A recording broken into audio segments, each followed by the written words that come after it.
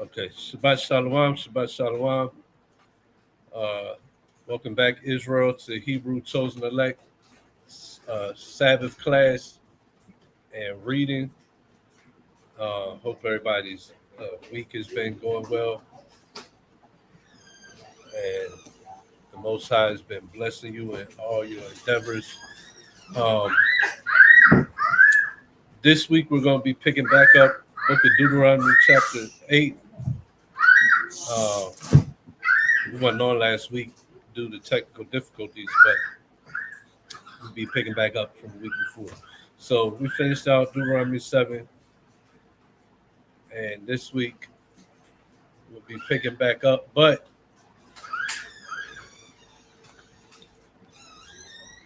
just to slide into the first lesson of the class, what we're going to do is pick back up in chapter 7, verse 24, I believe. 1 second while I share my screen. We're going to pick back up Deuteronomy chapter 7, verse 24 to get the context of our first topic in the reading to go into. Brother Kalak, if you could bring out Deuteronomy 7:24 and down. Deuteronomy 7:24.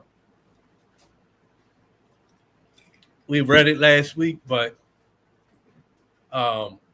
we didn't have time to go into this first lesson of the class today, which is what are some more abominations we should be removing. So to get the context of the topic, we got to finish out chapter 7, which you can pick up at 24. Deuteronomy 7:24. And he shall deliver their kings into thy hand, and thou shalt destroy their name from under heaven. Mm-hmm. There shall no man be able to stand before thee until thou hast destroyed them. And this is, at the time, this is speaking of the Canaanites going into the land. All their wickedness that they take part in, their idolatrous customs, everything that comes with that, we was to destroy them from under heaven, right? Keep going.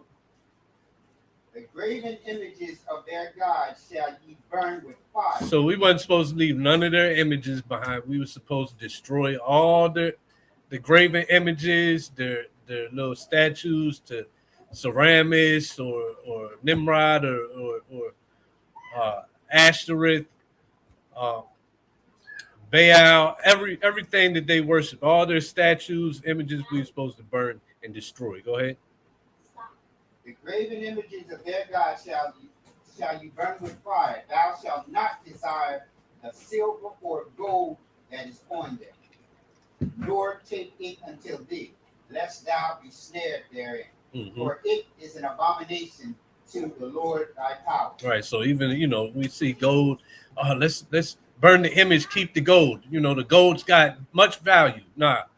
Moses said that this curse, get rid of that too. That gold has no more worth now that it's being used for a graven image to be worshipped. Go ahead. Neither shalt thou bring an abomination into thy house, lest thou be a cursed thing like it. So the law is we was to destroy that, but then also we're not supposed to bring any of these things into our house. Right? Any graven images that people are items of people's worship, you're not to have that in the house. So like Buddha statues, people worship them things. So a lot of us, we will put a Buddha statue in our house or in our garden just for decoration. We don't know nothing about Buddhism. We don't know nothing about the religions tied to the Buddha. It's just, it looks cool. So we put it in the house. Nah, that's a cursed thing. So we're not supposed to have that in our house. The cross, you're not supposed to have that in the house. And I think a lot of people don't even realize, like, I don't worship this. It's just a symbol that I follow Christ and I appreciate what he did for us. But no, that cross was made and used for worship. People worship that cross. They don't unknowingly they worship that cross because you don't follow anything that Christ did and taught, but you got this cross to represent him, then you're worshiping that cross. You're not obedient to him. But a lot of our people, they think, yeah, I'm just carrying this around because it's a representation that I'm saved by Jesus. But really, it's a weapon of destruction you're carrying around your neck, right? Like nobody's gonna go and get a AK-47 medallion because their friend stepped in front of the bullet and saved their life. So now I'm gonna memorialize the act that my friend did and saved my life by putting the very weapon that killed him on my neck. So I'm gonna get this AK-47. Nobody does that, right? But we'll do it with the cross. And you're worshiping that cross because you're not following who you say you're following. Because he said, obey the commandments. One of the commandments is not to make that graven image. And the Catholic Church literally put that on the rosary beads and prayed to them beads. There used to be a billboard on I-95 going into Philly that literally said, pray to the rosary. So, anything that's tied to worshiping of images, you're not supposed to bring it to your house. And that's the key, that it's used for worship, to be bowed down to. Because when you look at the temple designs and the instructions given, we was instructed to make a menorah, right? Instructions were actually given, hey, build this lampstand, the menorah, make it this way, attach this to this arm, that to that arm, form it, down to the T, how it's supposed to be made. And even the different designs in the temple, right, with Solomon. That what he received from David, that he received from the Most High. And it was to what? Decorate the pillars with palm trees and pomegranates and things like that. So that's the key to it, to not having a graven image, is it being used for worship, or the people that had it using it for worship. Once it's been made into an idol, people bow down to it and serve it as God. It's no more. It has no more clean use. It's an abomination to the Lord. And if you bring it in your house, it being a cursed thing, the law says you will bring a curse to yourself. You will be a curse just like that abominable cursed object. So he said not to bring abomination into your house. But go ahead. But thou shalt utterly detest it, and thou shalt utterly abhor it, and it is a cursed thing. For it is a cursed thing. So I talked about the cross, but then you also got the Christmas tree, right? The Christmas tree was used for the worship of Nimrod. You can't make it clean now with whatever excuse you give to it. Oh, I don't use it for that. It's just decoration. It's for fun. It's for the kids. No, it's a cursed thing. That tree is an article of Babylonian worship of Nimrod. And it's even directly stated not to bring in your house a tree cut from the forest, decorated with silver and gold, in Jeremiah chapter 10. But every year, millions and millions bring that tree into the living room and put presents underneath of it, right? That's bringing a cursed thing into the house, and that's bringing a curse upon yourself. Yeah. First Timothy 4:1.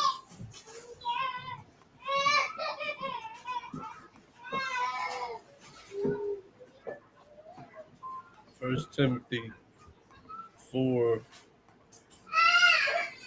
What? Go ahead.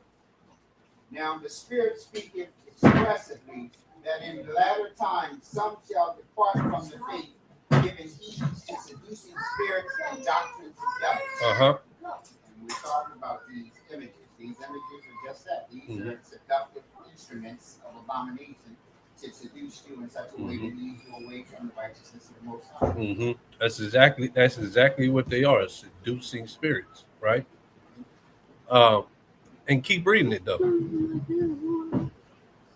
But they're seducing spirits because what's the seduction? The seduction is to bring you away from the Most High, His obedience, His worship, His gifts, His blessings, and to bring a curse on you. Because if you're serving the devil, Satan, you're brought into captivity, and you now are losing the gifts that the Most High has for you, the rulership that the Most High has for Israel. So that's the whole seduction. It's to bring the children of Israel into captivity by bringing them into sin. Verse 2. Unto Timothy, my own son in the faith, Hold up. grace, mercy, and peace. No. Where you at? I think you lost the book. Where am I? First Timothy. I think you might have flipped to second. First Timothy and what's that? Four. Yeah. First Timothy 4. Mhm. Speaking lies and hypocrisy, having their conscience seared with a hot iron. So that's good. So that's what happens is falling for this seduction. Oh, it looks fun. It looks innocent. People are having a good time. Oh, it's for Jesus. We're just celebrating Jesus' birthday. It's not about all that Nimrod. I don't believe in that. But you're keeping the customs. So you're being seduced and your actions are following that seduction. And then eventually what happens is your conscience becomes seared like with a hot iron, meaning what? You become incapable of being brought back to proper reason, being brought back to proper understanding that these things are accursed, and giving heed to them, bring them into the house, brings a curse on yourself just the like, right? Yeah. Yep. So we're supposed to detest these things, utterly abhor these things. And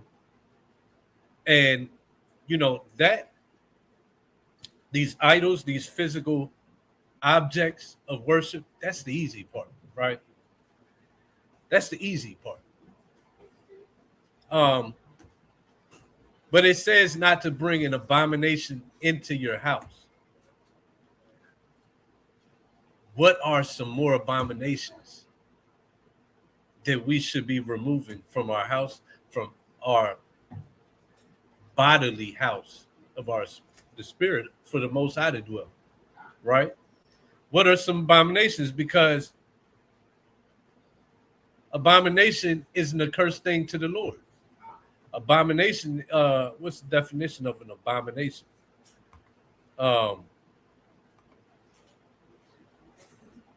Abomination.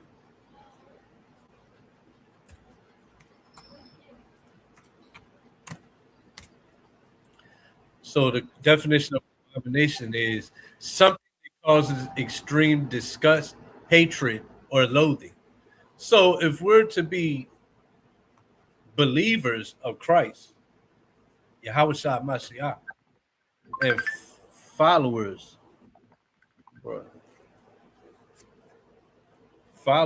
of the Most High Yahweh, and obedient to the Most High Yahweh, it's important to know the things that He utterly abhors and He utterly hates. Because can one serve two masters? No, you can't serve two masters. So it's important to know the things. Are you kidding me? It's important to know the things that the Most High hates, right? And to rid yourself of those things, unless you be what? Hated just like those things that He hates. That's what it means to be accursed, just like it. So we're going to go into some more abominations that we should be removing, because Israel was always good at the carnal, right? Always falling short of being able to see spiritual things, of understanding spiritual matters. So, yeah, it's going into these idols, these customs of the heathen, not bringing their idols into the house, but it's deeper than that. You got to get rid of everything that the Most High considers abominable. Don't bring an abomination into your house. Let's start with Proverbs 17 and 15.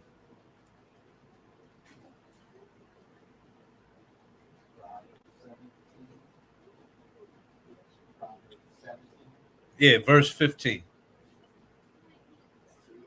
Proverbs 17:15.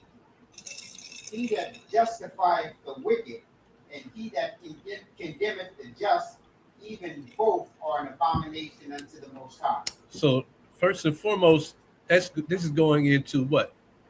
Judgment. The type of judgment that you have within yourself. How do you judge matters? How do you judge people? And say he that justifieth the wicked and condemneth the just, that's an abomination to the Lord. So where are some places or times you might see that? For one, the court, the judicial system, it happens all the time, right?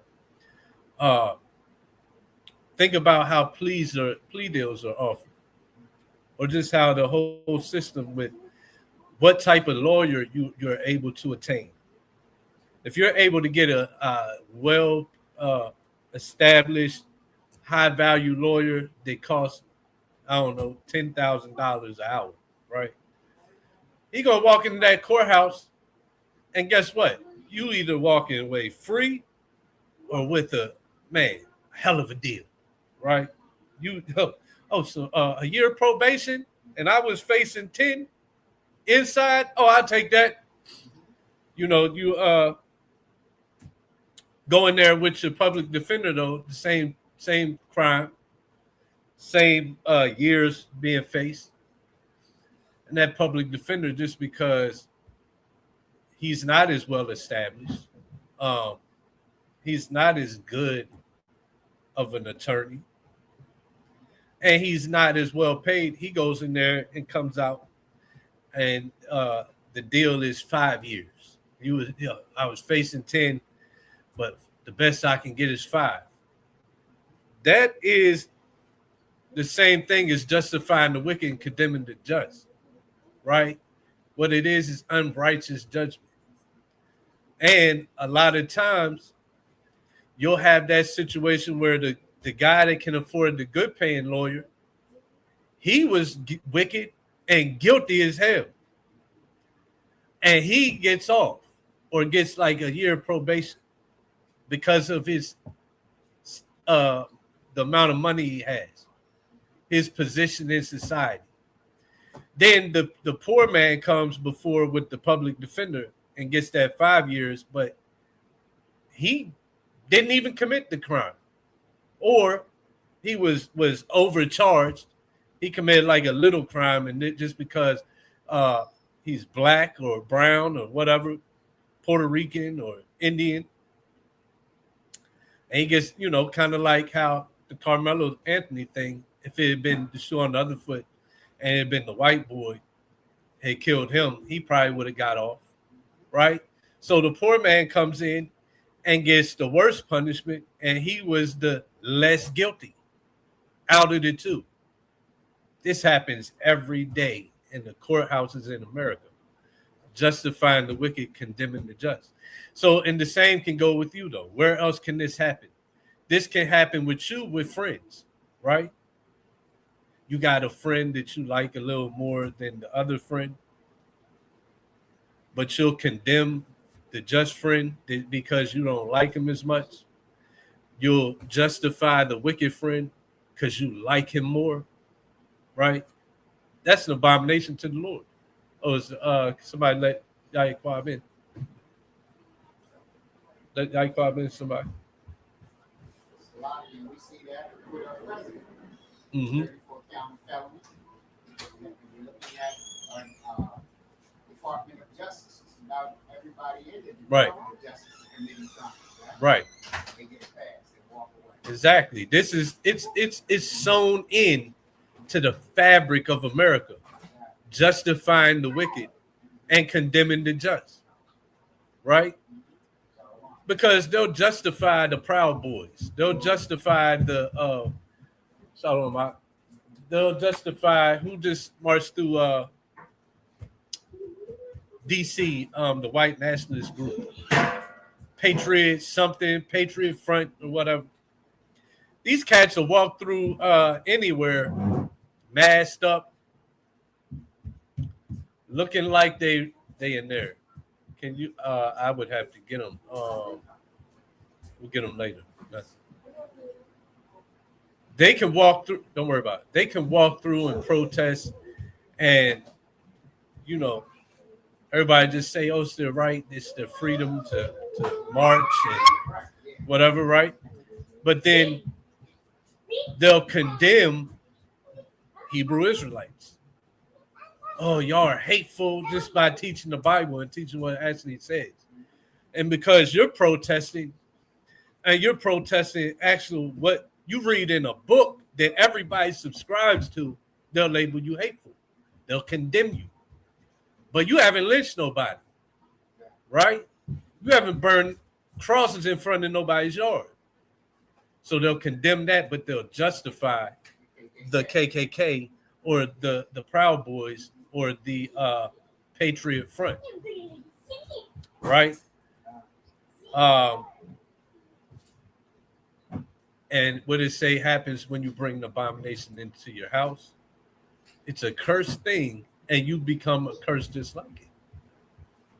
So this nation is sitting on a curse, right? That it's defiled land. Exactly. Right? Salaki, and that's part of this whole entertainment industry's poor. When you see these people out here, and then when the judgment comes upon them because they try to take advantage of a poor young sister, then all of a sudden, all of this power come in and say she's wrong, claim is wrong, she got increases power. So that dichotomy is just strong. Right. So then just look at us regular folk, right? How do we do it? What's his name? That shot Megan Thee Stallion in the toe. Tory Lanez, right? We'll say, he's wicked. No, actually, it could be the verse. We'll say, man, they really did him dirty. They shouldn't did him like that.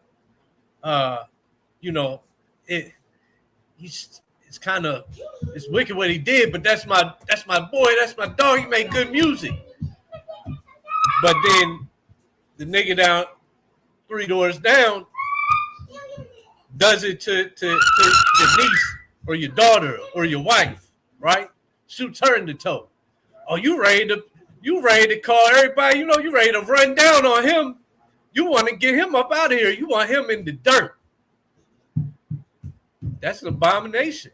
That your mind state, you what you are bringing into your physical house is abominable. Because you judge matters where you'll justify the wicked, but you'll condemn the just, right? Because, and even though you ain't just if you shoot somebody in the toe, but the condemn the just part is you don't deserve death for that. But you want to give that man death. He's not guilty of death. The man on TV, because you like him, that did the same act, you'll justify he don't deserve that. And he's just in jail. Nobody's trying to put him to death. Well, they did, but that's something else. Prison politics. But you'll justify him because he makes good music, because he's famous. Oh, he shouldn't have to pay. But the other man, my neighbor, he does that to one of my own. Oh, he deserves death. So you're justifying the wicked, condemning the just. Now, how did they get along so long? Even when we look at the Catholic Church, how is it that you can set up the largest child pedophile ring in the history of humanity, and you get minor charges or you talk away the problem. Right. People in charge, right? Right. Because that's a good point. So take the who mainly comes for Israelites, this teaching the Bible, right? Apologists. That's what they call themselves, apologists. Which that to me, that's fruity as hell already, because I'm not about to be apologizing for nothing God said. He said what he said. Oh, we're apologists. We gotta apologize for the harshness of the Bible to get you to believe. Anyway, Is that what that means? to me it is. What is apologist? I think it means Apology. Yeah. That's the root word meaning. So I mean, yeah. And look at the way they teach it. It's as if they're trying to apologize for the harshness of God to get you to be like, oh, okay. Maybe right. He does change with the times and sees the man, it's all trash. And it's fruity. Man, I ain't apologizing for God. But anyway, Catholic Church, like you said, the abuse, the graping, the boy loving, all the things they had behind closed door and was brought to light. Everybody knows they're guilty of these things. Don't no apologists go get on no Catholic church's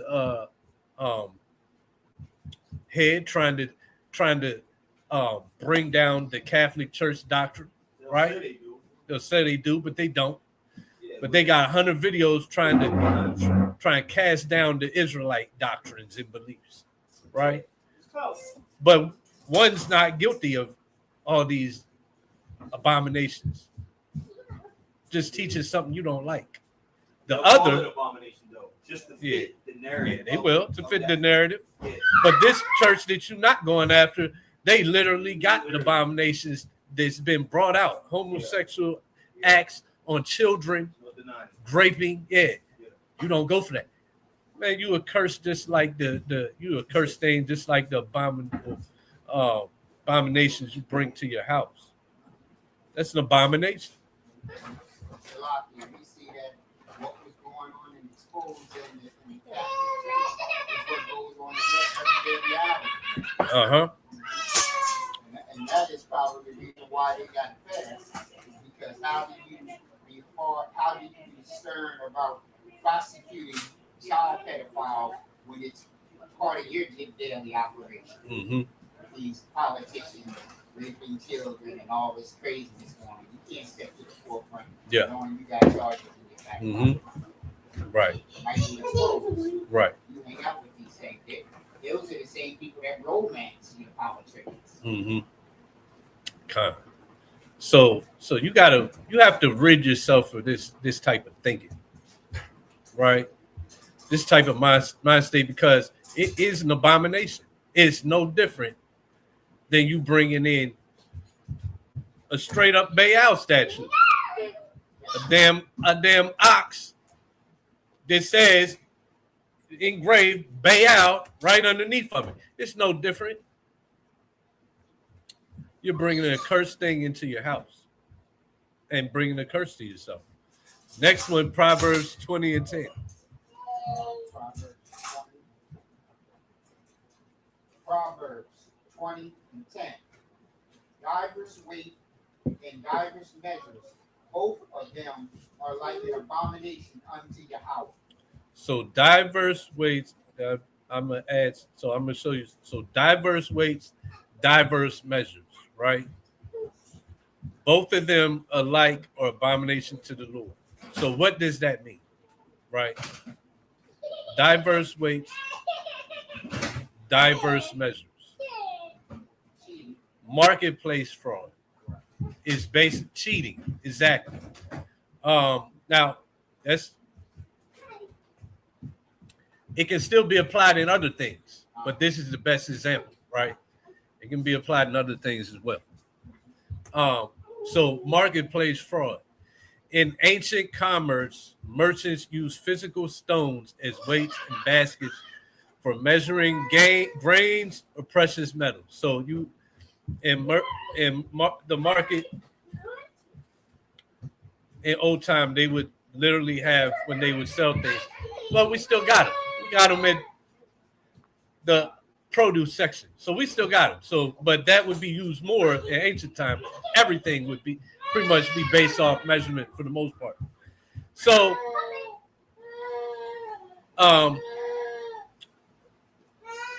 they would use stones as weights and baskets for measurement. So, and it ain't a stone, but like on the other side of that scale in the grocery store, it's something that's weighing. Yeah, it's more sophisticated. So it's something weighing. It's the same concept. Right. So it's about the weight. And it's also about, it said the weights and measures. So a dishonest merchant would keep 2 sets of weights. So, okay, now imagine you go in the grocery store, you walk in, there's a scale ready, but they swapped it out when they seen you coming. Esau had a different scale than when he came in. It would give him a better measure, diverse weights and measures. So a dishonest merchant would have 2 sets of weights. Yeah. Mm-hmm. Right, exactly. So that's one way too. It ain't even got to be the scale no more. You can't read what it says. So now I can still do the same thing though by saying, oh, like it say 25 cents a pound, but it's in Spanish and you come in and all you see is 25. You're like, how much is this? 25 cents a pound? They're like, nah, it's 25 cents ounce. It's 25 cents an ounce. And you're like, oh man, all right, give me a pound of it. And you paying however many ounces in a pound, right? Boom.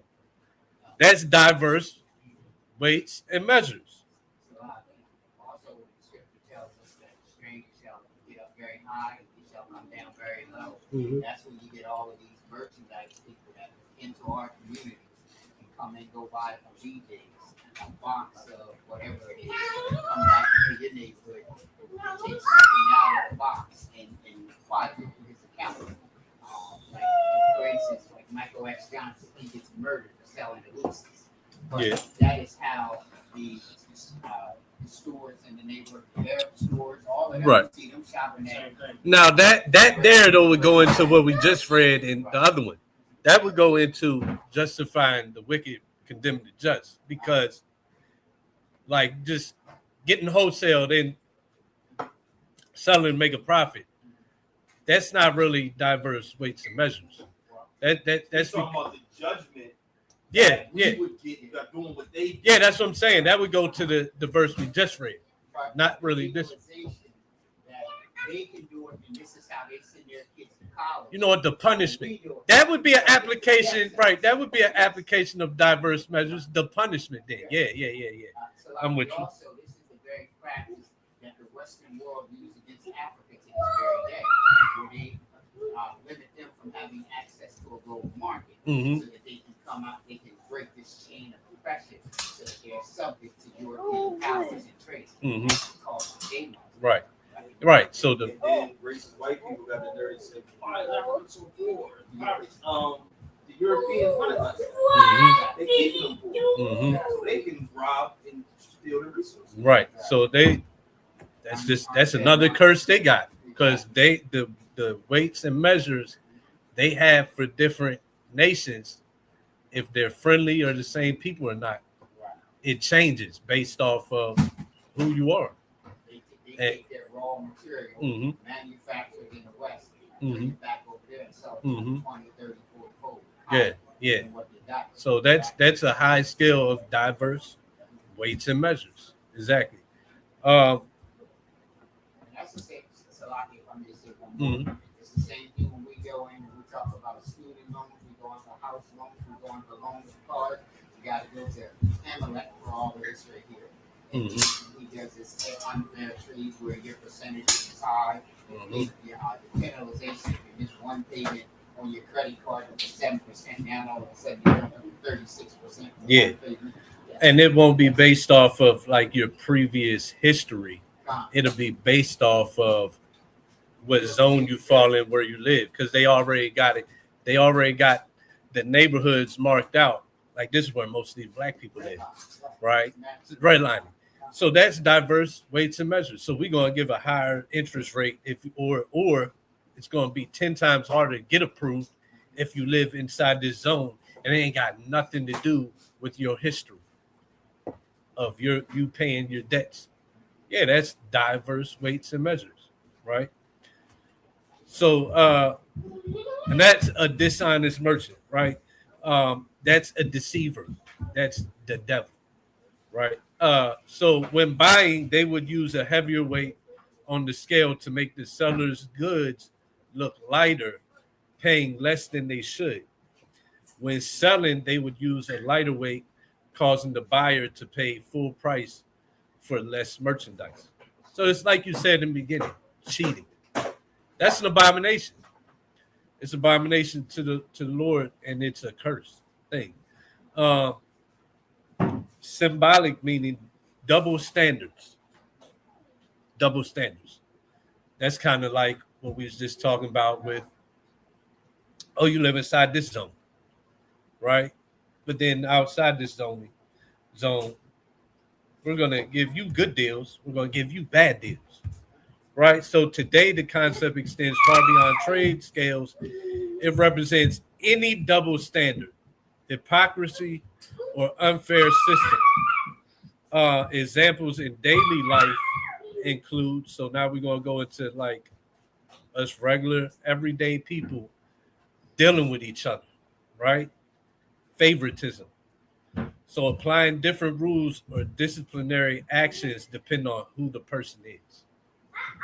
That's diverse weights and measures, right? And it's an abomination. So having favoritism is an abomination. It's not just a little thing, it's abominable. You got to get rid of that mind state. Selective truths. Exaggerating your own accomplishments, let's say on a resume, but demanding absolute honesty from your employees, right? Yeah, young man. Exaggerating your own accomplishments, but demanding absolute honesty from your employees, or just let's say amongst not even the work environment.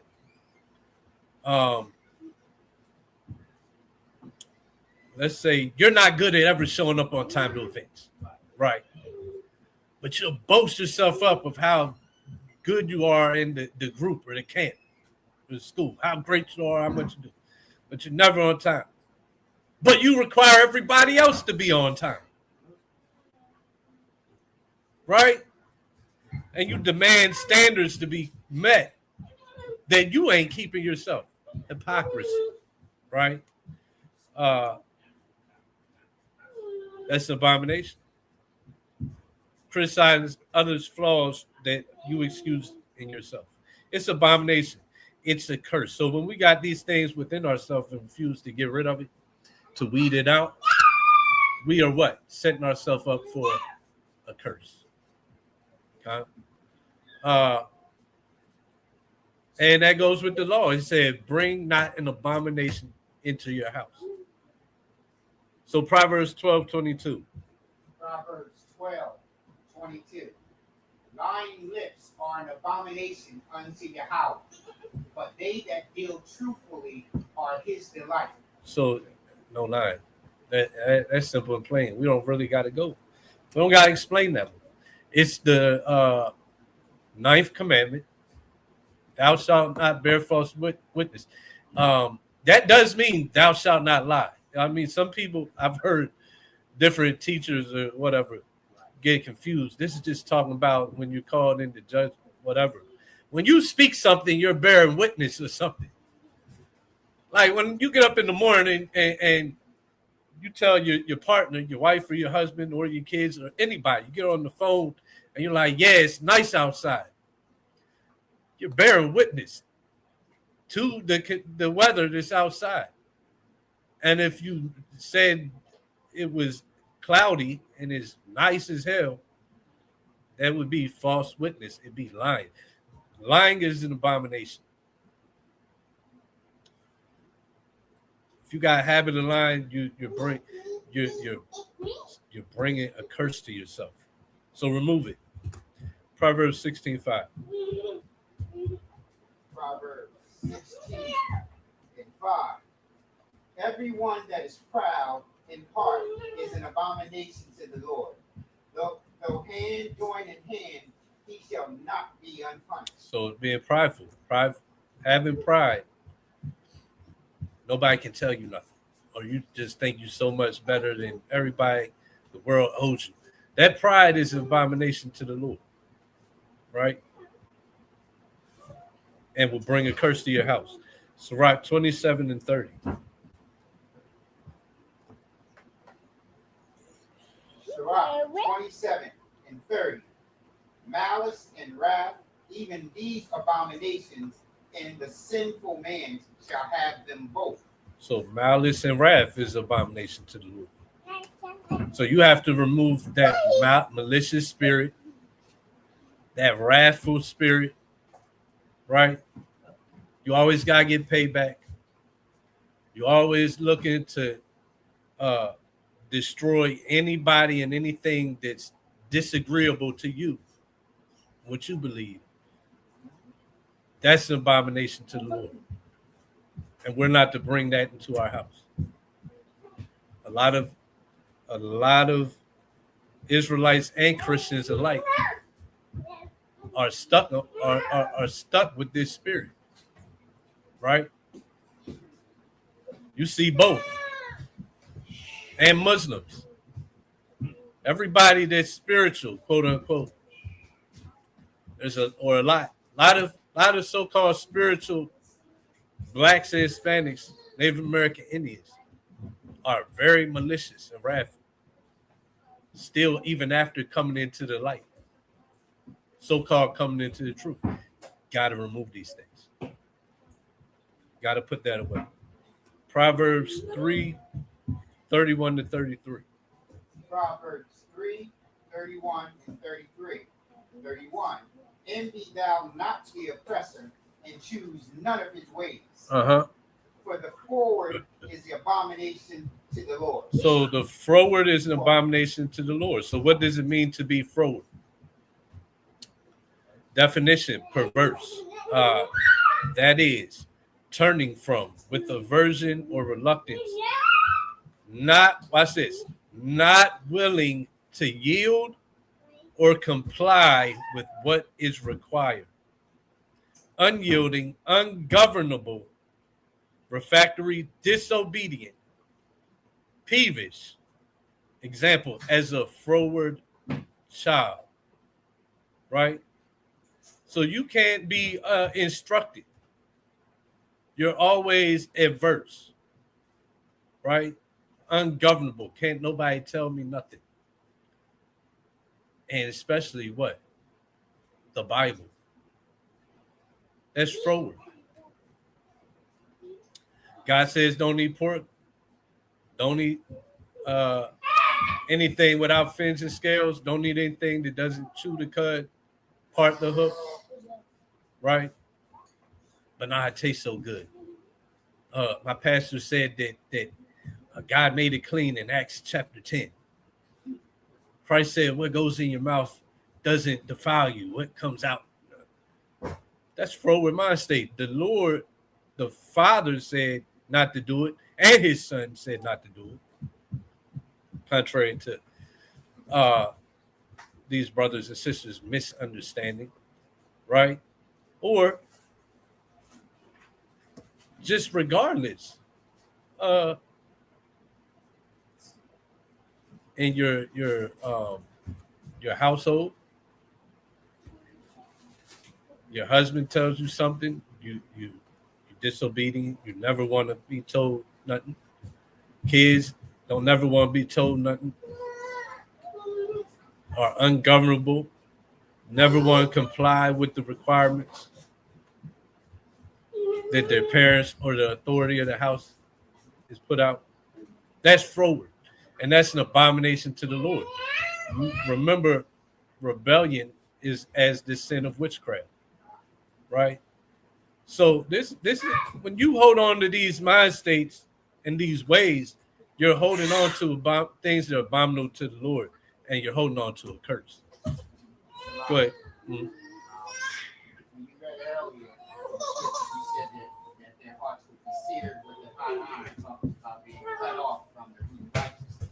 Yeah. So we know that good fruit shall good tree will produce good fruit, and vice versa for bad fruit. So I have to shift to here Galatians to show you the contrary to that is.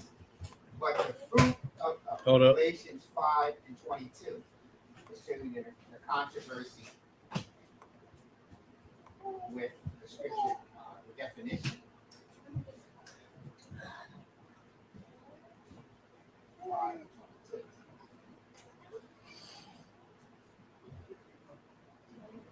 Go ahead. But the fruit of the Spirit is love, joy, peace, long-suffering, gentleness, goodness, faith, meekness, temperance. Against such there is no law. And they that are Christ have crucified the flesh with the affections and lusts. So we're seeing that this is the direct controversy to what we just mentioned of being engaging in abominable acts, what it is. Right. It's part of crucifying the flesh, right? And the lust. Because, a lot of people don't realize that these things you're holding on to, you refuse to crucify, to cut off from your house, right?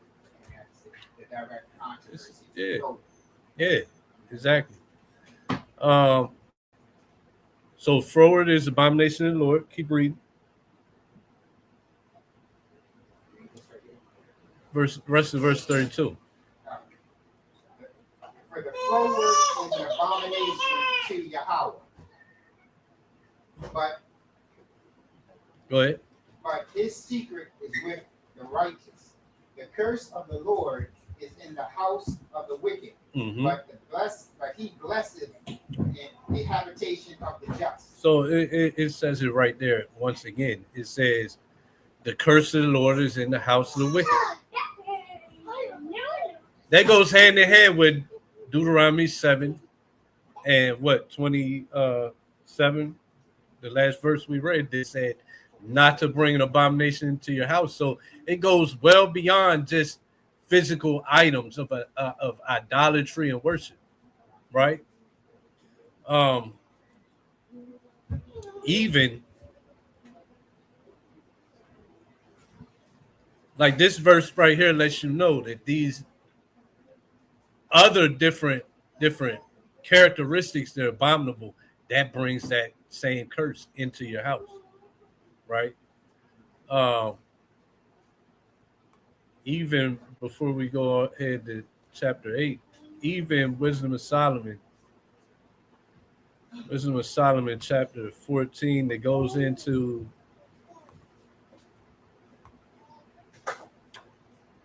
the invention of the graven images.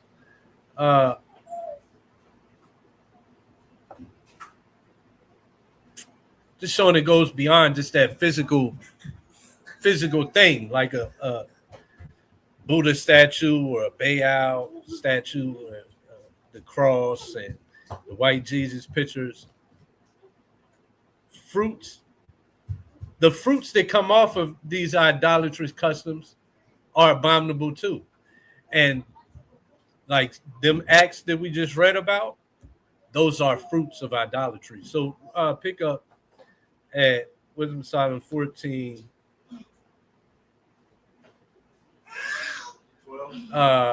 14 and 20.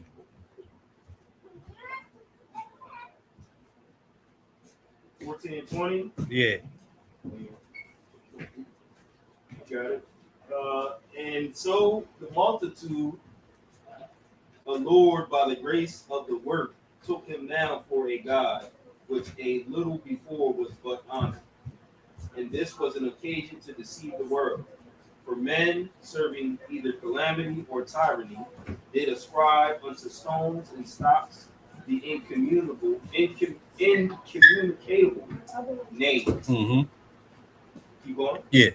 Moreover, this was not enough for them, and they erred in the knowledge of Yahweh, but whereas they lived in the great war of ignorance, those so great plagues called they peace. And the plagues that came that they called peace is going to be things that we see today in our houses, in our communities, and they're all fruits of idolatry. And they are also plagues. They are the curse that's on us for our abominations that we bring into our house. Go ahead. Where else are 23. 23 on that 23? Yeah. For whilst they slew their children in sacrifices, or used secret ceremonies, or made revelings of strange rites, they kept neither lives nor marriages any longer undefiled. But See that? One. So the fruits are your what? It said they kept neither their lives nor marriages any longer undefiled. That means your characteristics. You're like you. What comes out of you is now defiled.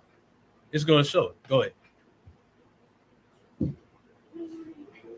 But either one slew another traitorously. So what's that? That's malice and wrath, right? These are fruits from idolatry and their abominations. The malice and wrath. That malice and wrath leads to you literally taking the life of somebody else. Go ahead. Or grieved him by adultery. So that there reigned in all men without exception blood, manslaughter, theft, and dissimulation, corruption, unfaithfulness, tumults, perjury, disquieting of good men, forgetfulness of good terms, defiling of souls, changing of kind. Everything we're going through is covering all those abominations that we just read, that are characteristics that a lot of us have in our mind states. Hey, that changing of kind would be homosexuality. Right? It could be homosexuality or the other different changing of kind. Yes, but it even goes beyond that. They change the kind of everything now, right? They turn in men to women, women to men. They turn in dogs to cats. Like, I don't know if they literally doing that, but you know, they cloning everything, they changing everything, they whatever they can think of, they trying to do it. And a lot of they get into these scientists and these what's it called, labs, whatever they can get done in the lab, they changing any and everything, right? Yeah, they do that with everything. Even in the salon, even in the tattoo industry, when you see people tattooing their faces up and all these crazy slicking their tongue. Right. That to me, that look like changing the kind to me.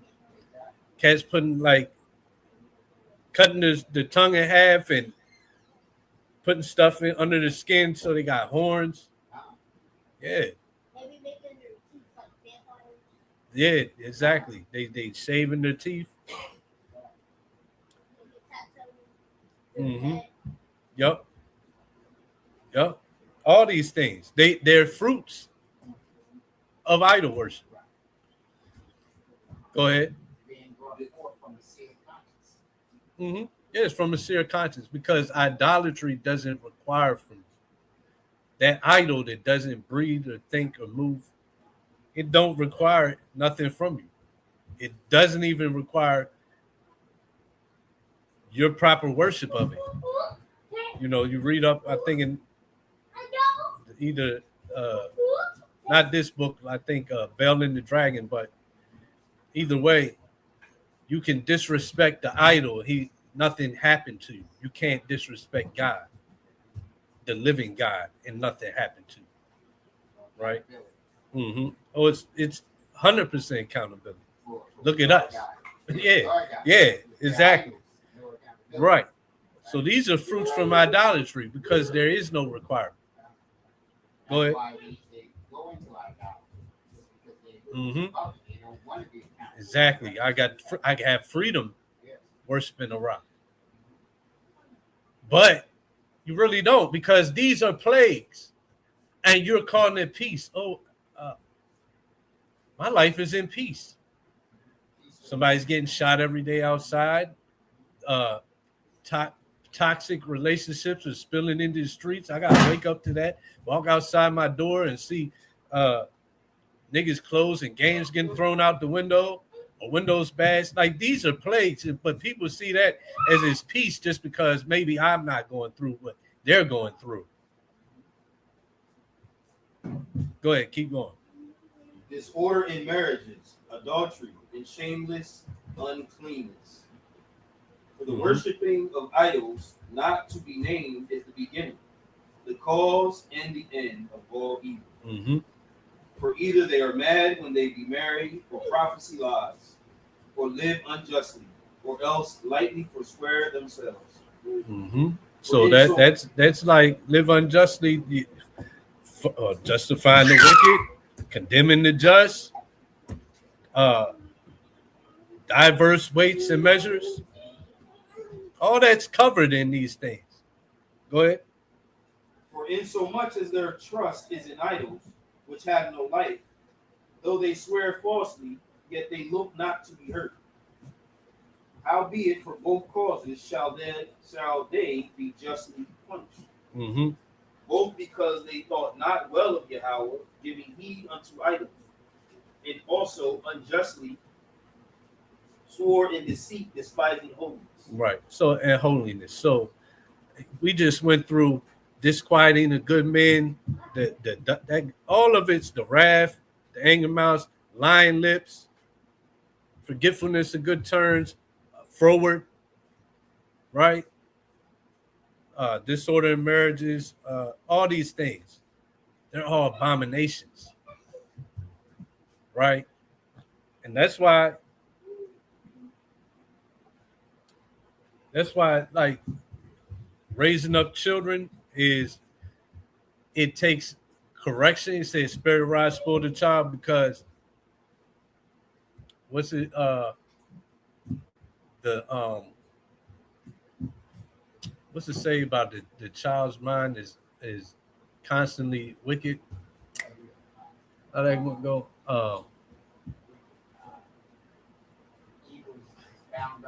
Yeah, evil is bound up in the heart of the child. That's why that's why you have to discipline them. That's why sometimes the rod is required. That's why punishments are required. That's why obedience is required, because if you're not obedient, you're froward. And if you're froward to the Lord, you're abominable. And what comes after that? Curses. Right? So yeah, I think we're done with that. Curses. So yeah,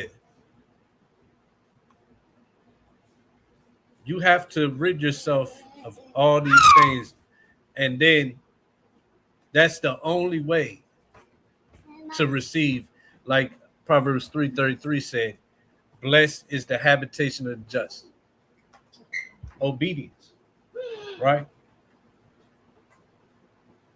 Having a proper mind state, a what they call a moral compass, according to God's law, not the wicked, uh, um, unjust world, not their definition, by the definition of it according to the scripture.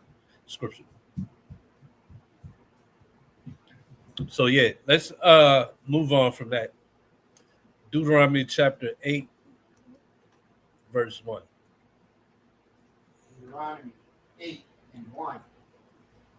All the commandments which I command thee this day shall ye observe to do, that ye may live and multiply, and to go in and possess the land which Yahweh sware unto your fathers. And thou shalt remember all the way which Yahweh thy power led thee these 40 years in the wilderness, to humble thee, and to prove thee, and to know what was in thine heart, whether thou wouldest keep his commandments or not. Bye-bye. And he humbled thee, and suffered thee to hunger, and fed thee with manna, which thou knewest not, neither did thy father know, that he might make thee know that man doeth not live by bread alone, but by every word that proceedeth out of the mouth of Yahweh doeth man live. Mm-hmm. Thy raiment wax not old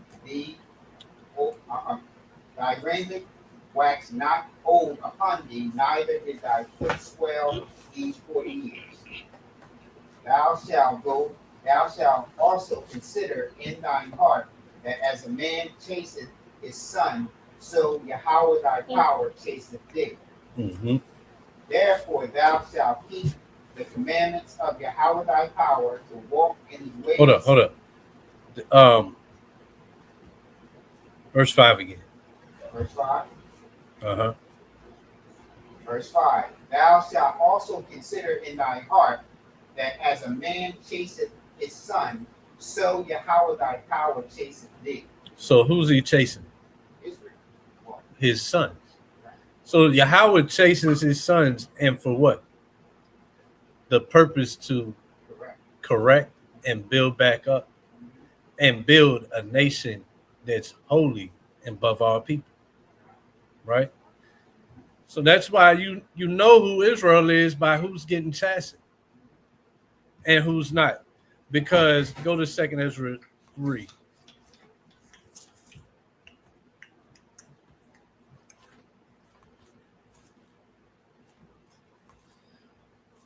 And actually it's 2, right?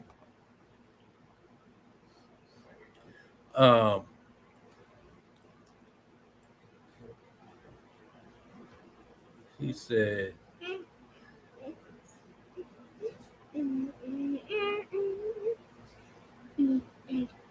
stop.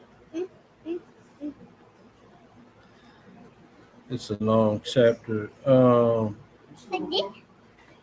It's actually chapter 3. I'm just looking for Ezra when he talks about how he sees the heathen and they aren't punished.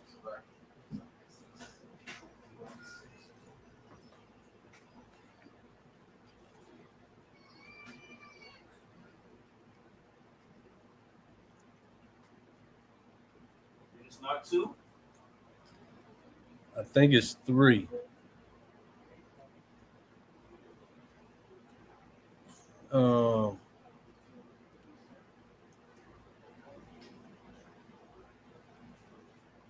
He said,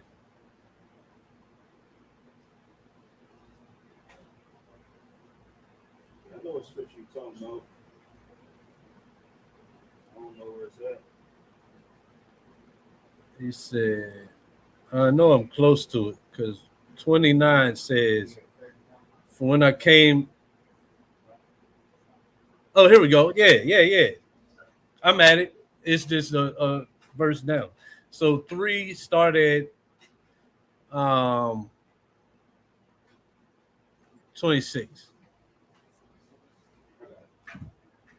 And in all things did even as Adam and all his generations had done, for they also had a wicked heart.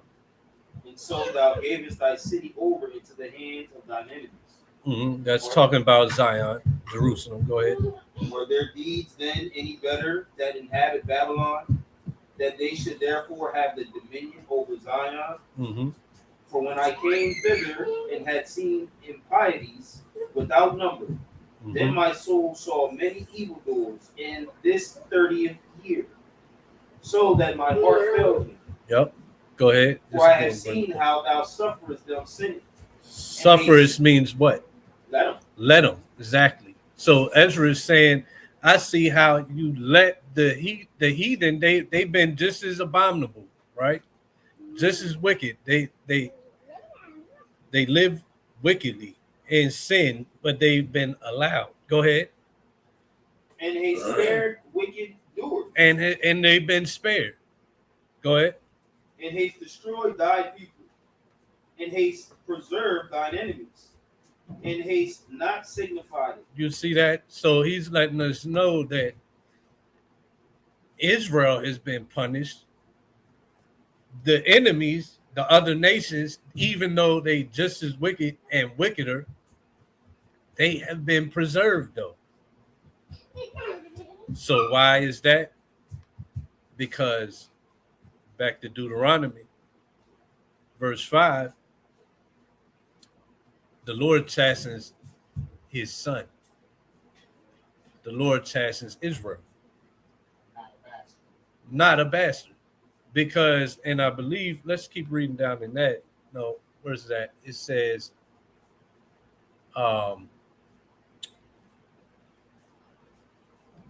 it goes into that punishment coming when their wickedness has filled to the brim. So I don't want to read the whole chapter and try to find it, but yeah, anybody that wants that understanding, just read 2nd Ezra chapter 2 to read all the way through up to like 9. To the end of 9. Like 2 to 9, it's got a lot of meat on that bone, right? A lot of understanding in 2 to 9. But yeah, so that's how you know who Israel is, by seeing who's being chastened. Who's being chastened, who's not. Who's living like Ezra just said. They wicked, they live wickedly. They've been suffered sinning, but they've been preserved. And what people has been destroyed? Israel, the bride, right? So-called blacks and Native American indigenous Indians, North, South, and Caribbean islands. That's who's been chastened. Yeah. So if I may say, as soon as we make mention that we know who we are now, then all of a sudden, but all of them, they sinned. They were stiff-necked. They were everything bad. They can agree. They may not agree that we're Israel, but they can agree that Israel all of a sudden were a bunch of stiff-necked sinners, and they never did right by God. So this is how you step into that supersessionalism or replacement theology. But in the book of 1 Corinthians, that's addressed as well. That same petition. And that's where you see that once again. You see that unrighteous judgment, that abominable judgment, diverse weights, measures, justifying the wicked, condemning the just, because these I'm gonna apologize for God's harshness. Is these guys, right? They'll come on video and they'll debate the doctrines, they'll talk about how the doctrine's wrong, and they'll act like it's not about whether you're Israel or not. But if you listen, they always throw in there, yeah, they because they'll act like they're coming at one West doctrines of those Israelites, but they'll throw in there, like when they trying to chop down our doctrines and cut our doctrines, they'll throw in there how, yeah, they think they're Israelites, but they're not.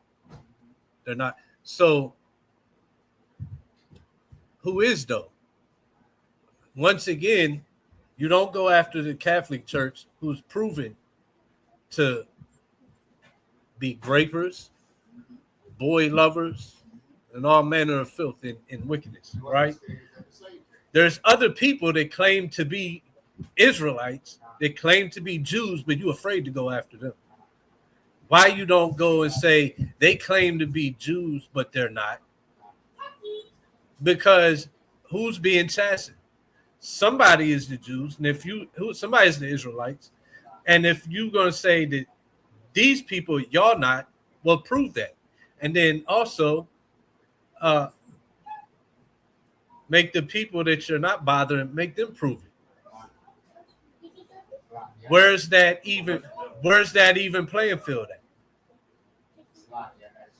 Amos 3:1. Hear this word that Yahweh has spoken against you, O children of Israel, against the whole family which I brought up out of the land of Egypt, saying, you only have I known of all the families of the earth. Therefore I will punish you for all your iniquities. Exactly. Who's being punished for Everything. rainbow coalitions, right? Alphabet community, the acts of alphabet communityism, Kill for homosexuality, while being right? black. Eating while Yeah. being black. Exactly. Thinking while being black. Mhm. They're all punished. Condemned for freedom of speech, talking about the wrong people, challenging the identity of the wrong ones. You can challenge anybody's identity except theirs.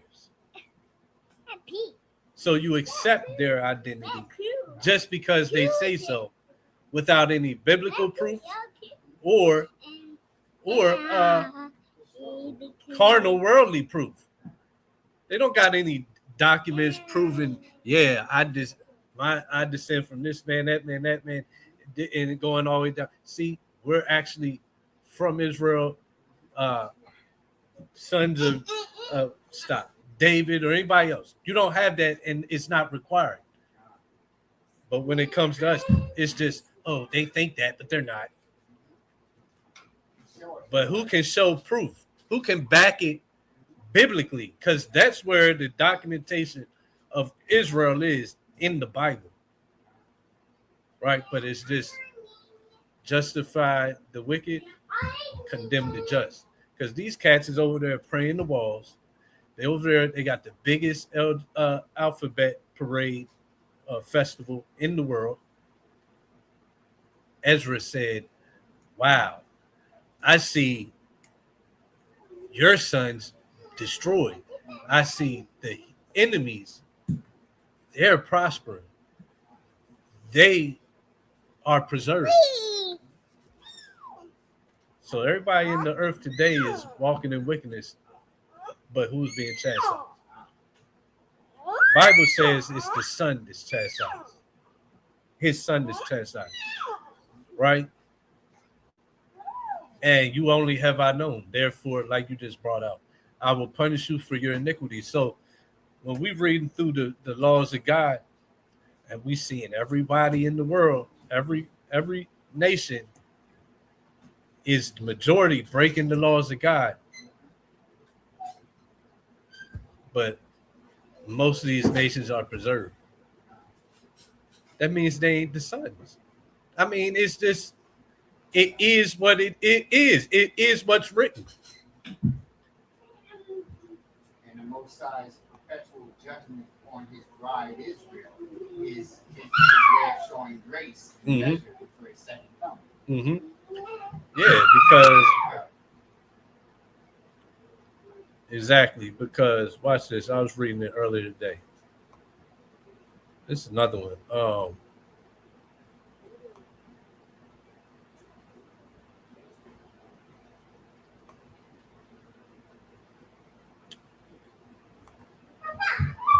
Jeremiah 25. Because this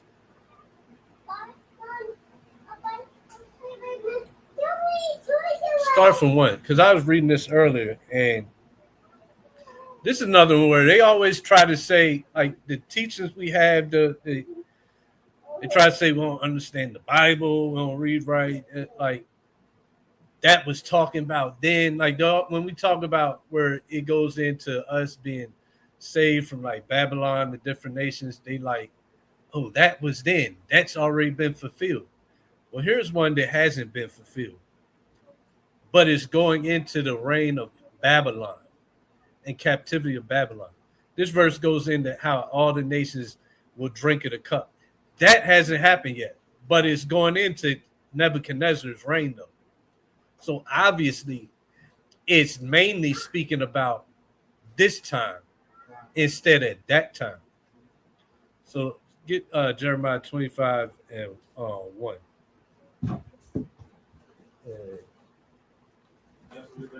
Yeah, Jeremiah 25. Word that came to Jeremiah concerning all the people of Judah in the 4th year of Jehoiakim, the son of Josiah, king of Judah.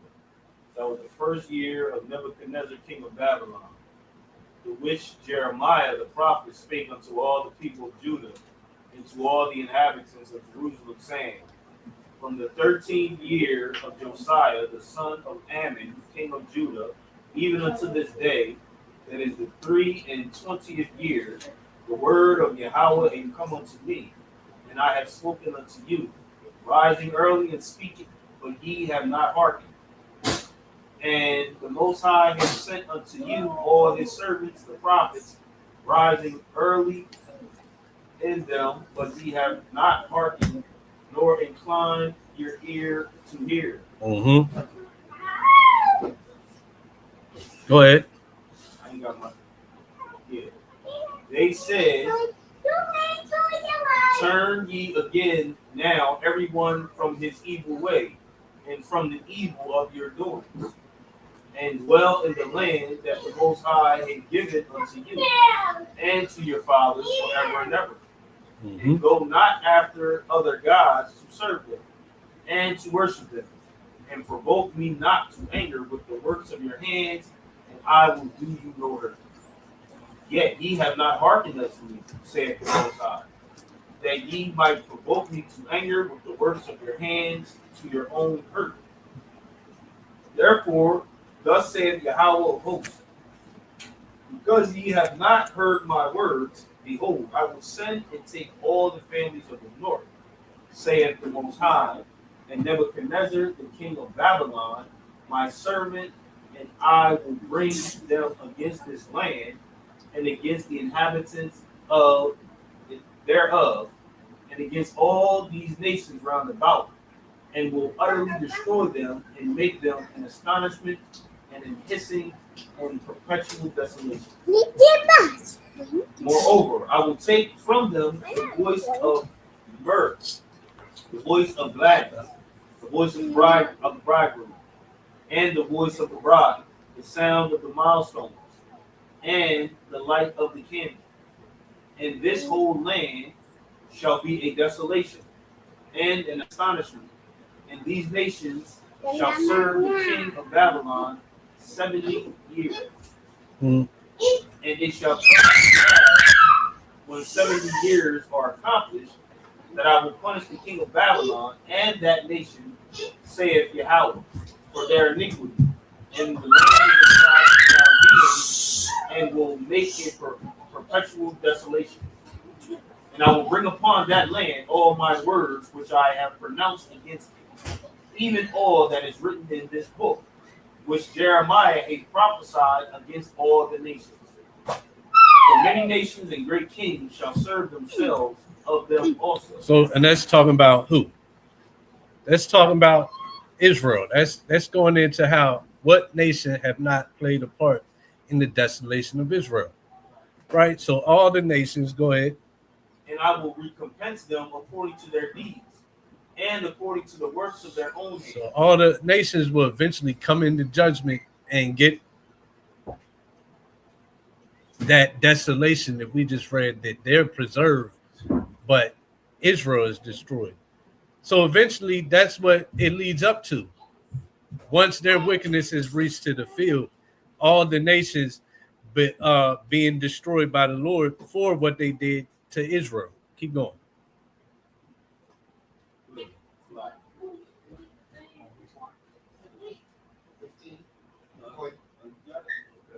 For thus saith Yahweh, our power of Israel unto me, take the wine cup of his fury at my hand, and cause all the nations to whom I send thee to drink it. And this is going to show how this is not happening yet, because it's going to go into all the different nations. All these nations have not drunk the cup of the fury of the Lord. Keep going. But it's talking about Nebuchadnezzar in his 70 years. So yeah, he really did rule for 70, but it represented something different. And that 70 being just a set amount of years that you can't really just break down. Like 7 also representing just a complete number. So that 70, yeah, it was literally fulfilled, but it was something else. It was more than just that, right? Keep going. And they shall drink and be moved and be mad because of the sword that I will send among them. Then took I the cup at Yahweh's hand and made all the nations to drink unto whom Yahweh hath sent me, to wit Jerusalem and the cities of Judah and the king thereof and the princes thereof, to make them a desolation, an astonishment, and a hissing, and a curse, as it is this day. Pharaoh king of Egypt, and his servants, and his princes, and all his people, and all the mingled people, and all the kings of the land of Uz, and all the kings of the land of the Philistines, Ashkelon, and Azar, and Ekron, and the remnant of Ashkelon. So, yep. So Philistines, Ashkelon, Azar, Ekron, Ashdod. Keep going. Edom, and Moab, and the children of Ammon, and all the kings of Tyrus, and all the kings of Zidon, and the kings of the isles which are beyond the sea. Stop. Dedan, and Tema, and Buz, and all that are in the upmost corners, and all the kings of Arabia, and all the kings of the mingled people that dwell in the desert, and all the kings of Zimri, and all the kings of Elam, and all the kings of the Medes, and all the kings of the north, far and near, one with another, in all the kingdoms of the world which are upon the face of the earth, and the kings of Shajak shall drink after them. Therefore thou shalt say unto them, Thus saith Yahweh of hosts, the power of Israel, drink ye and be drunken, and spew and fall and rise no more, because the sword which I will send among you. So let me ask you this. Ain't all these nations still risen? Ain't they on the top somewhere in the world? Like the Arabs, they eating, they ruling. Esau's ruling all of them, but they still got their little kingdoms and their rulership underneath of Esau. They still here and said they would drink the cup and they would rise no more. Right? These are the same Confederates that are listed in Psalm 83. Mm-hmm. Exactly. And showing that basically what it is Israel would be punished, and they won't be punished until their wickedness has reached to the field and that we've been returned. Go back chapter 24. I'm going to show. I should have started there to show the return. The figs. The parable of the figs is 24. Because we were chastened for the wickedness, for the wicked. But remember, in Wisdom Solomon said we made a secret sacrifice and agreed that the let me start there. Let me show you. Give me Wisdom of Solomon. I'm messing up the paraphrase. But Wisdom of Solomon 18 and 9, I believe. Yeah, Wisdom of Solomon 18:9. Read that real quick, then we'll go back. Wisdom of Solomon 18 and 9. For the righteous children of the good men did sacrifice secretly, and with one consent made a holy law, that the saints should be alike partakers of the same good and evil, the fathers now singing out the song of praise. So the saints would be partakers alike of the same good and evil, saints being Israel, and the taking part of the same good and evil meant what? We're punished as a nation or we're blessed as a nation, right? So now, even the good and the evil. Now Jeremiah 24.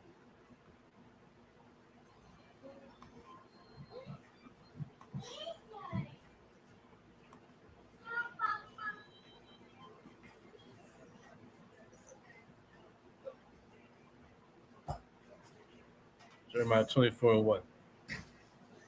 Jeremiah 24 and 1. Yahweh showed me, and behold, 2 baskets of figs were set before the temple of Yahweh. After that, Nebuchadnezzar, the king of Babylon, had carried away captive Jeconiah, and the son of Jehoiakim, king of Judah, and the princes of Judah with the carpenters and the smiths in Jerusalem, and had brought them to Babylon.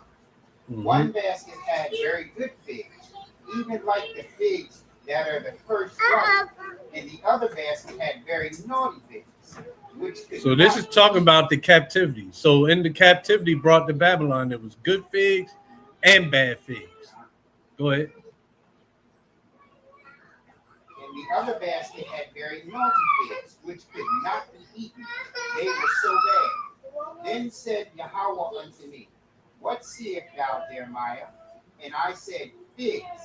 The good figs, very good fig, very good, and the evil, very evil, that cannot be eaten. They are so evil. Again, the word of Yahweh came unto me, saying, Thus saith Yahweh, thy power of Israel, like these good figs, so will I acknowledge them that are carried away captive of Judah, whom I have sent out of this place into the land of the Chaldeans, for their good. For I will set my eyes upon them for good, and I will bring them again to the land, to this land, and I will build them, and will not pull them down, and I will plant them and not pluck them up. And I will give them a heart to know me, that I am Yahweh, and they shall be my people, and I will be their power, for they shall return unto me with their whole heart. See that? Just showing the end outcome after all the chastening, right? He's going to bring Israel back, the good figs, because those that refuse to put away the abomination from their house, the wicked deeds, the wicked mind state, they're not going to be returned, but the good will be returned. And then the nations, all the nations that played that part in the captivities, the desolations, the destroying of the children of Israel, they're going to be put down and rise no more. That's when that punishment comes. So until then, who you see being chastised, according to the Bible, it's Israel. That's who you can see. That's the children of Israel. Because when it's over and the punishment's over, all the other nations arise no more. Yeah. Not meaning there won't be any people of those nations, but they won't be nations. They won't be kingdoms. Right? Let's go back to Deuteronomy.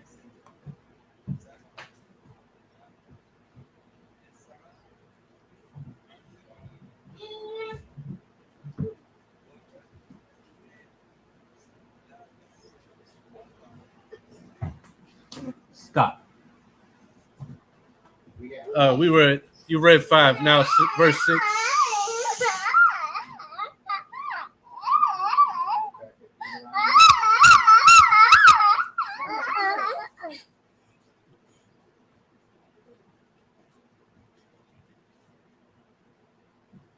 Yeah, verse 6. Deuteronomy 8 and 6. Have a seat. Have a seat. Yeah, 8 and 6. Deuteronomy 8 and 6. Therefore thou shalt keep the commandments of Yahweh thy power, to walk in his ways and to fear him. Mm-hmm.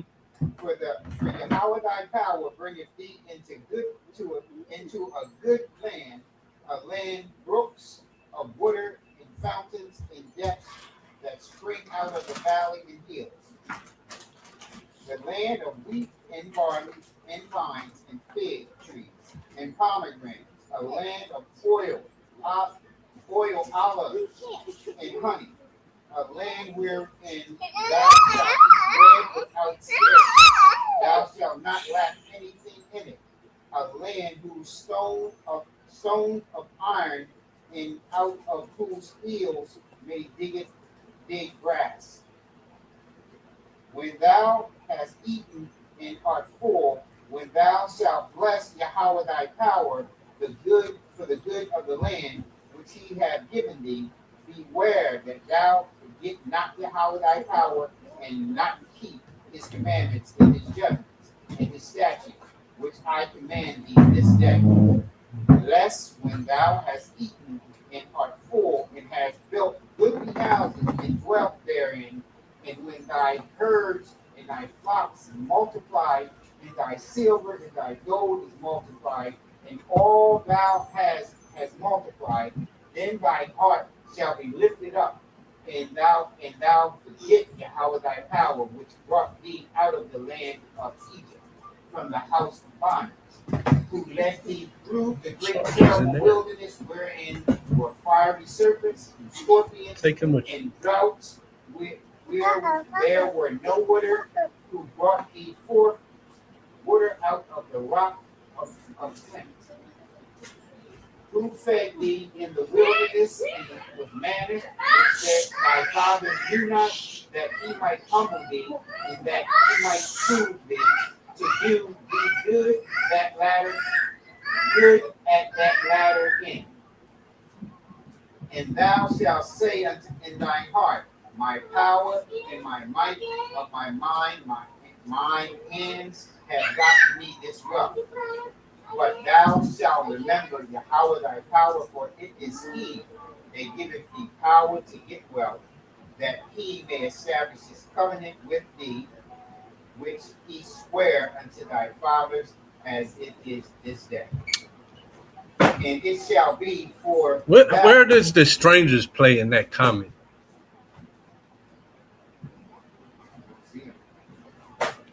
Where they play? Because it says to thy fathers. So say my father was Canaan, or my father was Ham. I'm an Egyptian. I'm out here hewing the wood. I'm out here drawing the water. But I'm here while you're making this covenant. The people you're making the covenant with, the covenant came from their fathers. So who can it not be? Can't be Ham. It can't be Esau. It can't be Ishmael. It can't be Elam. It can't be Moab. It can't be Ammon. Because where's that covenant with thy fathers? The only covenant I can recall with all the fathers of Ham, Shem, and Japheth, the only covenant I can recall is the covenant not to flood the earth again. The context here, the suffering to be so, was the people who went through the wilderness. And that people that went through the wilderness, that audience is Israel. Right. But the mixed multitude is there. Yes. But even though they're there, he's saying, I may establish the covenant which I swear unto your fathers. Right. So where is that covenant with any other fathers?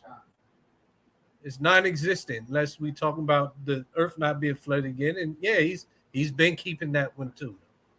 That covenant has been kept. Look outside. So yeah, it's just reading comprehension. I don't know. It should be simple. Go ahead. And it shall be, if thou do at all forget Yahweh thy power, and walk after other gods, and serve them, and worship them, I testify against you this day that ye shall surely perish, as the nations which Yahweh destroyed before your face, so shall ye perish, because ye would not be obedient unto the voice of Yahweh your God. Mm-hmm. Once again, he is the God of Israel, he, not he.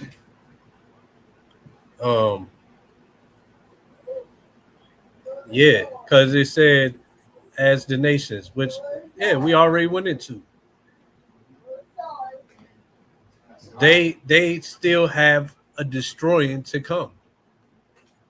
Um, Salaki, this is tell Pharaoh, he's my people, because Israel is my son, or Jacob is my son, Abraham is my son. He's calling these people son. right. In Exodus. Yeah, get Root 4 and 6. Because he said, if you forget me, you will surely perish as the other nations. Just one difference. And we read about it in Ezra, we read about it in Amos. Now more understanding 4 and 6. 4 and 6. Yep. The root 4 and 6. Ye were sold to the nations, not for your destruction, but because ye moved Yahweh to wrath. Ye were delivered unto the enemies. For ye provoked him that made you by sacrificing unto devils and not to your power. Mm-hmm. You have forgotten the everlasting Yahweh that brought you up, and ye have grieved Jerusalem that nursed you. For when she saw the wrath of Yahweh coming upon you, she said, hearken, O ye that dwell about Zion. Yahweh hath brought upon me great mourning.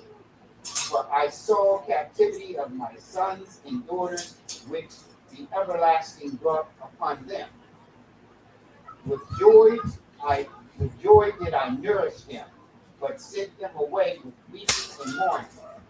Lest no man rejoice over me, a widow, a forsaken of many, who for the sins of my children am left desolate, because they departed from the law of Yahweh.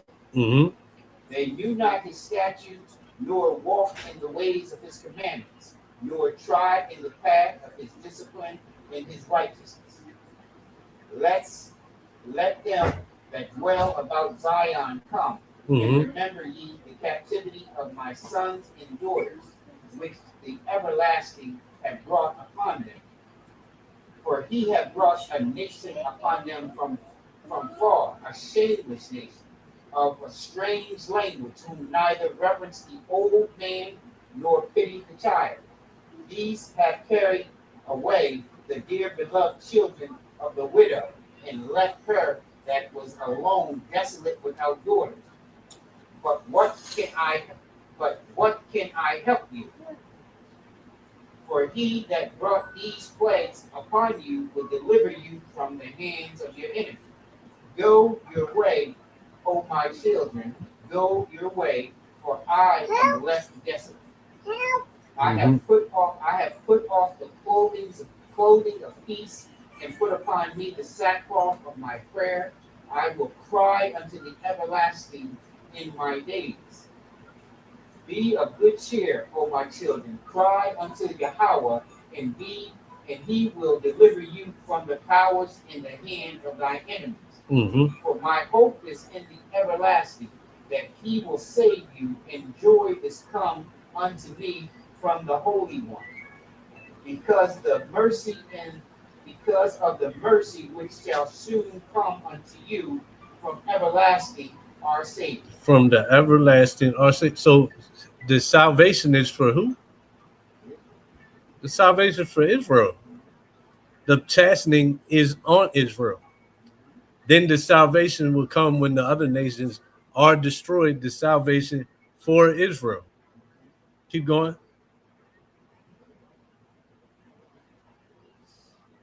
Verse 23. 23. For I sent you out with mourning and weeping, but Yahweh will give you to me again with joy and gladness forever.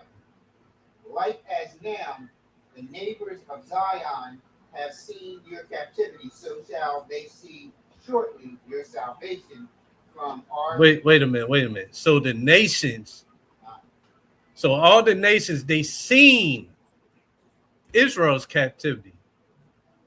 Not they, so they didn't see their destruct. They didn't see their being cast off. They seen Israel's being cast off, and will shortly see Israel's salvation, but also their salvation.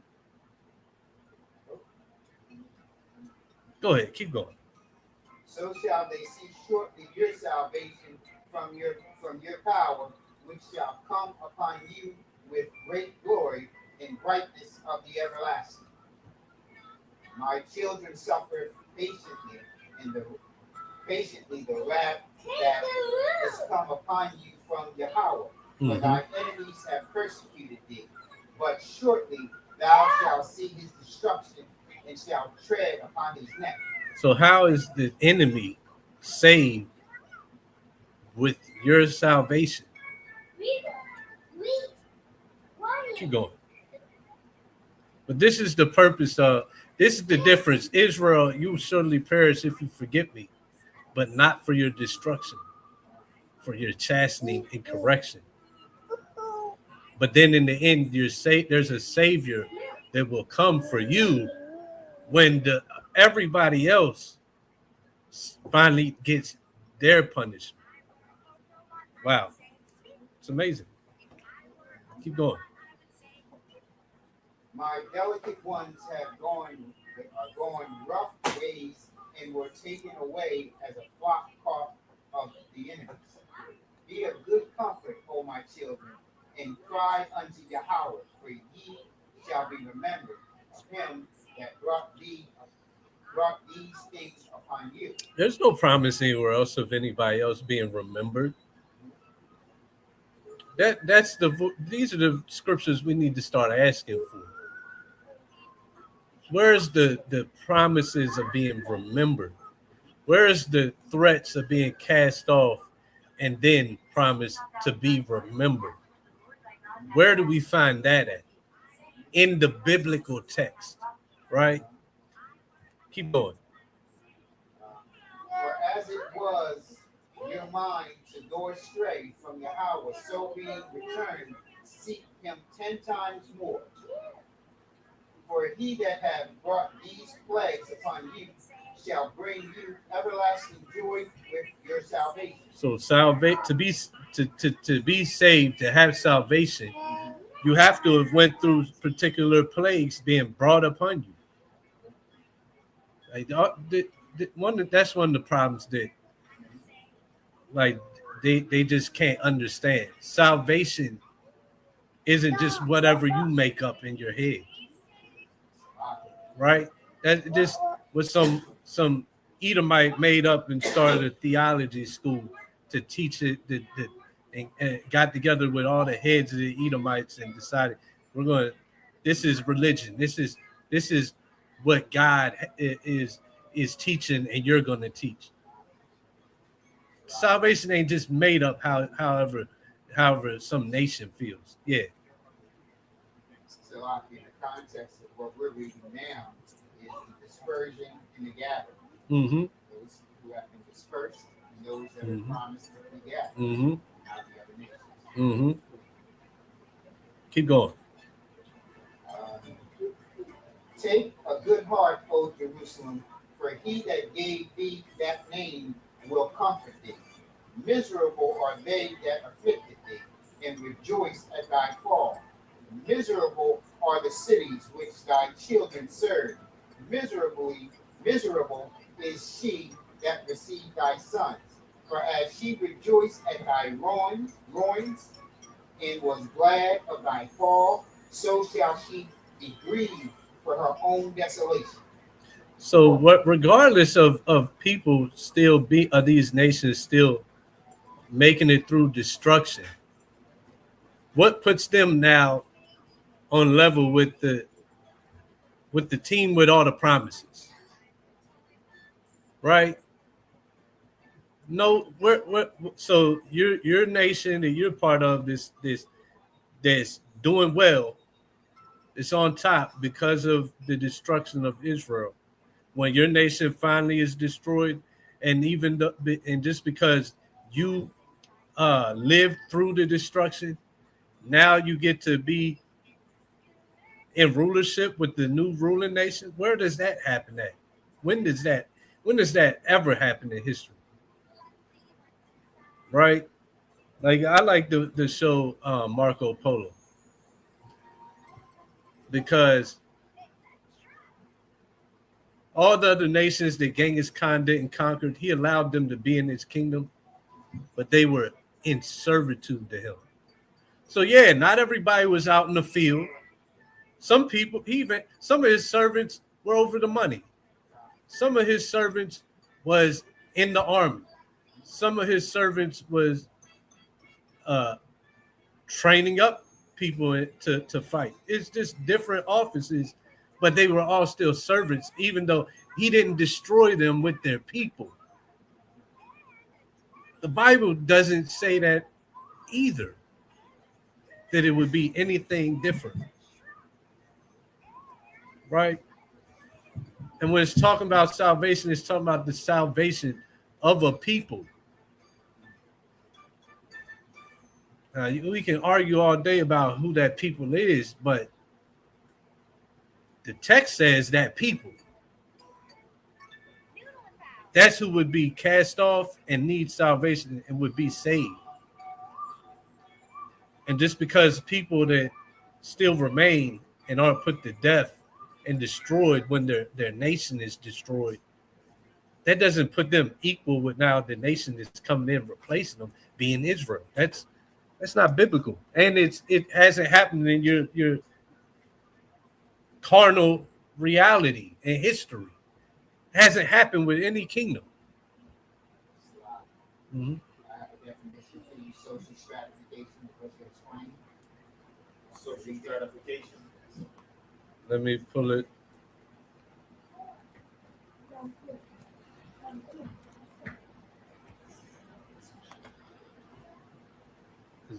Do I got it? What you got? Is that what you're about to read from? Yeah? All right. Social stratification is a society's hierarchy, categorization of its people into socioeconomic tiers based on factors like wealth, income, race, education, and power. Mm-hmm. It dedicates how valuable resources and privileges and opportunities are distributed, often resulting in systemic inequality across generations. Mm-hmm. And that's what you see. We are in Babylon. And we are in Babylon. We're relegated to the lost position. Exactly. Hardest work, least paid. And then even within that, yes, individuals can rise up. The people don't though. And it's set up that the people don't as a whole. But yeah, and that's what any kingdom I can think of, even though the people are relegated to certain positions, yes, an individual can rise up to ranks. An individual can rise up and be, let's do a kingdom, not a democracy or whatever this is called. You could become the right hand to the king and be part of that nation that's never going to rise up in the kingdom, but you were able to. That's social stratification. That's what you see in your reality. I must say, when we look at Joseph, it says that Joseph was second in charge. But then it says the kings no longer knew of Joseph. Mm-hmm. So we watch and the then force and the deeds of Joseph be absorbed back down to the bottom class. Exactly. But now that's going to change all of a sudden, right? Even though the turning upside down that's coming is because of atrocities that have to be repaid. But now when it's repaid, that's going to be wiped off the chalkboard, thrown out the window, right? But it's not written anywhere. So it's all made up. It's just all made up. from one Edomite's mind to pass down to the rest. I want any more of that. Just drop to verse 37. Well, no, we can drop it. We already got the point. So yeah, that's it. We close out with that. We're gonna close out right there. Book of Deuteronomy chapter 8. Pick back up next week, Deuteronomy chapter 9. Hope the class was edifying. Don't have any announcements. If you'd like to donate, send alms through Cash App at #Hebrew Chosen Elect. Go out in advance for any alms and donations that any of you would send to help out the ministry. So till next week. Well, actually, let me give all praise, glory, honor again to Yahweh Bashem Mashiach Yahweh Shai, and then say till next week, Shabbat Shalom and Kwam Yashalom.